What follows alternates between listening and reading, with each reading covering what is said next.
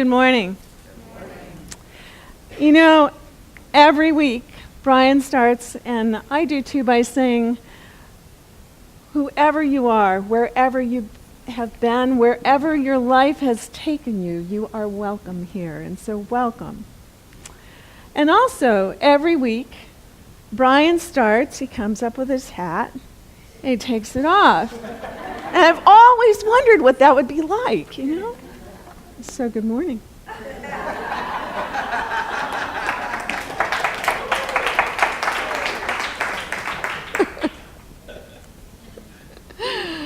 So, on this glorious, dark, rainy, windy morning, which is what fall is all about, and just about on the eve of Halloween, good morning.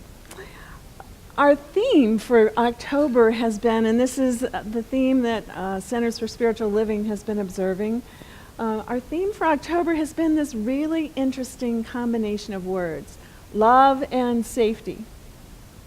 And when Brian and I first saw this, we sort of went, And I think as we announced it, we sort of all went, love and safety. That's not a common combination. And yet, as I was thinking about the talk for this week, I realized this may be more common than we actually give credit to. And so we'll get there. Now, last week we had this wonderful guest speaker, Reverend Josh Reeves from Mile High in Denver, actually in Colorado, Lakewood. And he talked about the stories we tell, and that we always have the liberty to tell another story. And today I'm going to extend that a bit, because we're going to look at the stories we tell about love, about where love is, where we find it, how we be it, and how we live from it. So our topic today was, as CSL posed it, was the love within. And I extended it a bit into living from that love that's within. So, jumping around a little bit here before we really put it all together and get going. We're on the eve of Halloween, just about. One day off, right? And like yesterday in my neck of the woods, there was this block party for all the kids. And it was a fabulous party, and some people were dressed up, and it was a lot of fun. And the thing about Halloween is we think about trick or treat. You know, we think about the ghosts, the goblins, the costumes, and, you know, for some of us, we put on a costume. And it's all about this trick or treat. But, you know, there's another aspect. It's almost as if Halloween is every day of the year, 24/7 in our lives.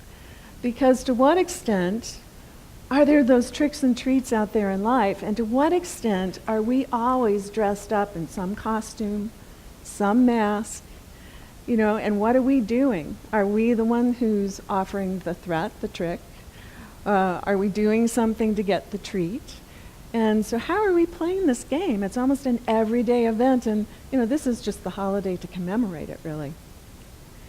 And, you know, so it becomes a question of who are we really fooling with that mask, that costume we wear?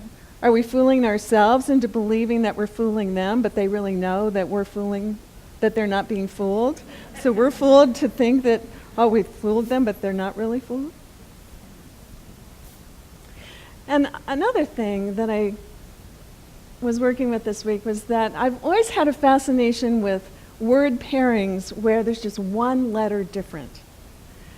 And when I look at the word treat, I realize if you add one letter, the letter H, you have the word threat.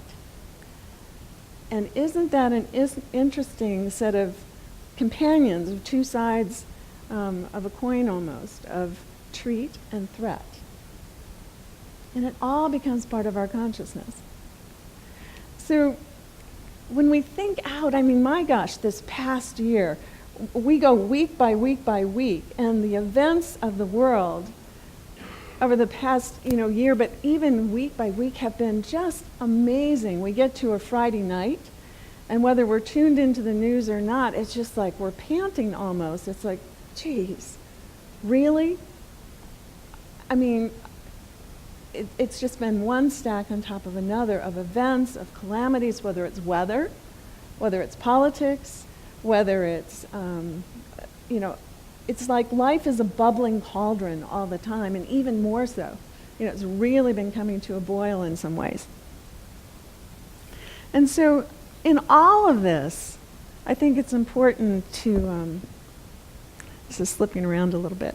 In all of this, I keep wondering, where is the love? Where is that love? And, as a scientist, maybe might say, well, what's the trend line in the world today?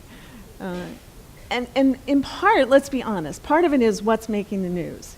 The news really lives and breathes on sensations. And so it looks for sensations. And so we get a lot of those sensations that may not be on the happiest side. But we know also that there are some really great things happening out there.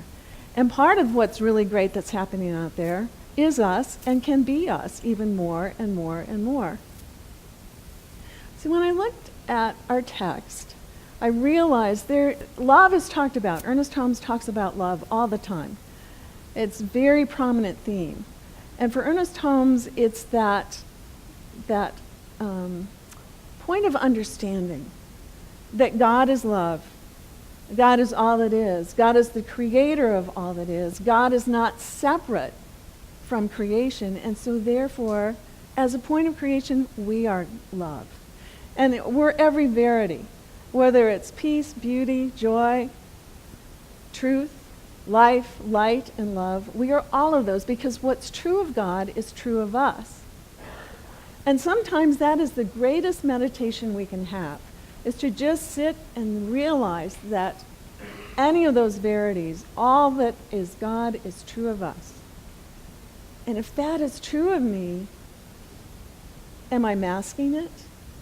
What costume am I wearing? What am I bringing out? Is that living in life through me? Am I that presence in life? So I keep asking, where is the love? And we have that song, we've had that theme for decades. Where is the love? Where is the love? And part of it is, and we know this too, this has been for decades, that we also have another song about looking for love in all the wrong places. Right? And for how many of us has that been a theme song? Or for how many of us has that been a prominent aspect of our lives that we keep working for? I'm thinking I may have to take this part of my costume off so I'm not playing with this mic all the time. And that is about part of what we're about, right? Getting rid of those masks and those costumes. So when I think about where is the love, and are we looking for it in all the wrong places, and we have this theme of love and safety, there are so many aspects of life in which we've sort of ventured out there in love. We all seek it, first of all, don't we? That is the one thing that we all look for, that we all thirst for, we hunger for. It is ever present. And what is it? It's that desire to be reconnecting with that God force, that divine essence, that life force that we are. And part of it is that contrast, that treat and that threat, that trick or that treat, that when we look at in life, so much of what we see doesn't appear to be loving. When we think of all the movies about the future, how many of them have a glowing, beautiful prospect for the future? I'm still waiting for it, because almost everything that projects about our future in the media, in Hollywood, is apocalyptic. And we have to know that that is not destined, that we have that essence within, and as we bring it forward and live from that love, live from all that's true of God, that we can rewrite that trend line, that it doesn't have to be that, and we are the ones that bring it about. But in the meantime, we have our own work to do. So in terms of looking for love in all the wrong places, how many of us, and I admit I've been there, feel that love is safe? that being loving is safe in every circumstance? Or how many times are you in a circumstance and you're just not sure? And you're afraid to go out there openly, vulnerably. Because think about some of the things we do with love. There's one aspect is that we play this game of give to get. That's what I call it, give to get. In which we're putting something out there with the intention that, oh, something's going to come back. So if I put this out, it's going to come back to me. But then sometimes it doesn't. And then where are we? And what else do we do with love? Think about all the ways that we actually use love, but it's sort of an abuse of that God gift within. For example, we use it for control and power. Instead of giving to get, which is what am I going to get out of this, it's a way of exerting control or power over people. How many times do we measure how much love that we're going to dole out or give somebody? Or withdraw our love as a punishment? Because we've decided in that moment, you're not worthy of it. Instead of being in that unconditional loving place, where's the love at that moment? And that is our choice. It's not that we're looking outside, because we frequently do that. And that's where we start to get into trouble, is that we're looking for love outside. And we don't know that we have that wellspring within, that that's where we go. That is our source. Now, Abraham Hicks has something interesting to say about love, because how often have we been brokenhearted or something has upset us? And, we feel like that person that left, for whatever reason, moved away, died, broke up, whatever happens, that some part of us went with it, that they brought love to me. And they brought a love that nobody else can provide. And so now I'm without love. We get, all of these are stories we tell ourselves. These are stories, interpretations, and we hear it from the media, we hear it through all the songs, and we hear it from our life experience. That this idea that you complete me, or that this is where love is coming from, and we're constantly out there searching. And it's really like sort of grasping for it, right? Or using love to manipulate others.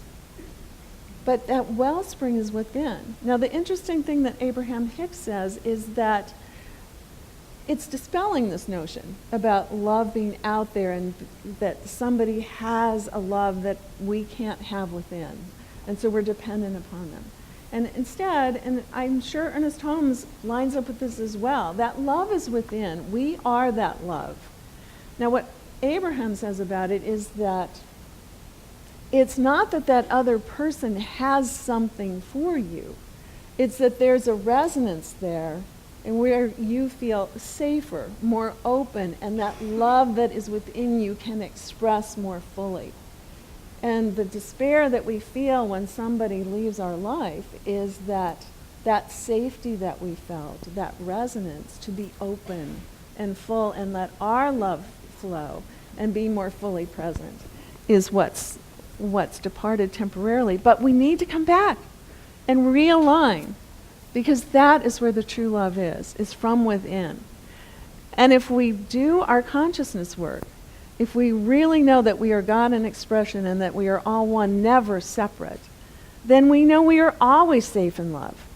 That we can step outside of working in the earth plane, working in that earth plane, I call it 3D, the ego rules, the cultural rules, the rules that we use when we're wounded and trying to transact and make our way in the world. When we step outside of that and realign in our oneness of being, then it is all present. And we know we're safe, and we know we're protected, and it's not about what we're getting from out there, but what is welling up within and flowing outward. It's what we have to give. Now, as parents, we give tirelessly, and we give because we are that source. And that is true, actually, even if you're not a parent. That is true. It is your gift into the world, because we know this, that God is all love. God is always giving of that love without question, without measure, without condition. And if we are God in expression, then that's our trend line, to be more of that wellspring of love out to the world, without measure, without question, without limit, without judgment. And I want to say this as well.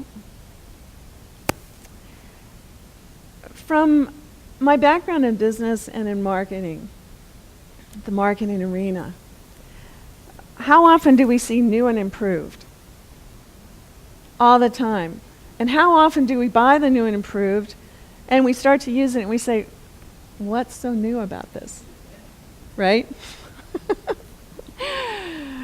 From the market research angle, part of our studies are constantly looking for how can we do new and improved? Where's the market going? What do the consumers want now? How can we match that? But what I also found is it doesn't have to be a big wowzer of a change. Subtle change can be a big mover. And I think that is very important for us to realize. When we start living from that love within, it's not like we have to go and gush all over everybody. We don't have to effuse, and we don't have to be, like fully demonstrable or, like overbearing with how much we're bringing out. It can be a change in our heart. It can be those subtle changes of how we interact with somebody, even if there's been an annoyance. And we go over this point over and over and over again, because you know what? We're still on that journey of learning that it's what we bring to the table. It's our contribution to life. And life is really knocking on our door right now. It's knocking on our door big time to be there and be that presence. We don't have to carry a banner. We don't have to say, get it here. We just know that we are that presence. The way we show up will bring to us those situations, those people, first of all, that share and expand that, but also are those who are ready to receive, and it is our gift as God in expression to be that source in that way. So it's a call to be our authentic self, without all the masks, without all the costumes, without playing those games, and simply be that presence and let that presence be there naturally. It can be just a kinder set in the face. It can be, that eye contact that's made with a stranger that simply says, you're welcome, you're safe here, life is good. It can be so subtle, or it can be big, but it's our choice, and we do it authentically because we're inspired from that source, that presence in every moment. And when we align with that, we know that we are always in the right place, in the right time, in the right moment. So Rumi says, love has come to rule and transform. Stay awake, my heart. Stay awake. And so I invite you to stay awake. And there are some things that you can do each day to help you, and actually in every moment. Just as Meister Eckhart said, if the only prayer you ever say is thank you, that is enough. There, in every day, if we simply start the day and center in that place of love that we are, and let us connect with that, and recognize it, and know that that is looking for love in the right place, and that is being love, and that is living from love. It sounds simple, and it is, and it reconnects us. It brings us into alignment with that. Another thing we can do when we're challenged is train ourselves quietly, in an instant, to hit a pause button. I learned to do this when my child was young and was really testing me on something. And as parents, there are times we're frustrated, but I would learn to push that pause button. And with other situations as well and say, what would love look like here? Just a flash point out to the universe, to spirit. And what always amazed me was that I was ready to go down this road, right? And in that flash of just saying, what would love look like here? Every single time, something else informed me.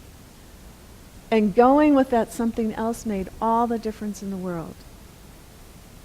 Now, I wasn't in the brain place to be able to come up with that answer. And it always amazed me, like, well, of course, and I went with it. But that's all it took. It's so simple. And it was safe, and it was effective every time in every situation. So I invite you to stay in that question of where is the love? It's within. Connect with that love. And live from that love, because the world is so ready for us, so looking for us. Please join me in this affirmative prayer.